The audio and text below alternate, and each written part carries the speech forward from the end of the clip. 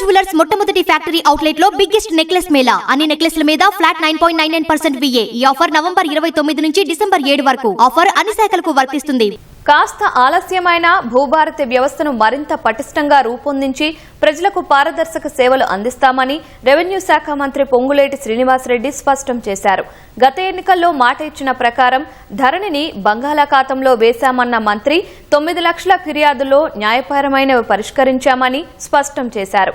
స్థానిక సంస్థల ఎన్నికల తరువాత విడతల వారీగా భూదార్ కార్డులు పంపిణీ చేస్తామని పొంగులేటి వెల్లడించారు.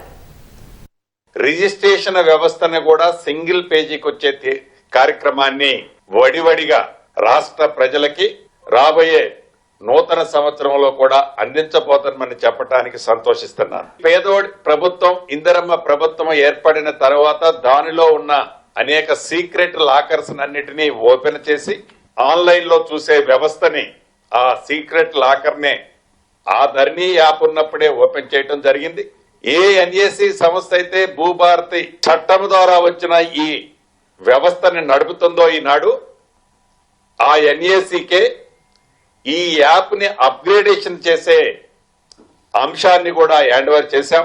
నూతన సంవత్సరం జనవరి 15 నుంచి 30th లోపు ఆల్ ఆప్షన్స్ తో కొత్త యాప్ ఎన్ఏసి డెవలప్మెంట్ చేసిన యాప్ ఈ భూభారతి చట్టంతో పాటు రాష్ట్ర ప్రజలకి ప్రయోగకరమైన ఆ ప్యాచ్లున్న ఆ అతుకులు బంతైన ధరణి యాప్ ని పూర్తిగా రిమూవ్ చేసి కొత్త యాప్ కూడా రాష్ట్ర ప్రజలకి ఇవ్వనున్నాం.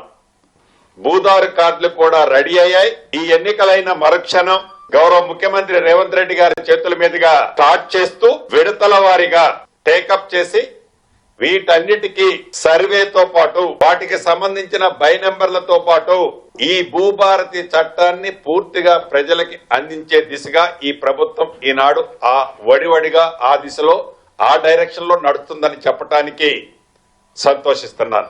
కొంచెం లేట్ అయినా స్ట్రాంగ్ గా ఫౌండేషన్ పర్ఫెక్ట్ గా కడుతూ ఈ వ్యవస్థను చేస్తున్నామని చెప్పడానికి ప్రజలకు ఉపయోగపడే విధంగా తీసుకురానున్నాం.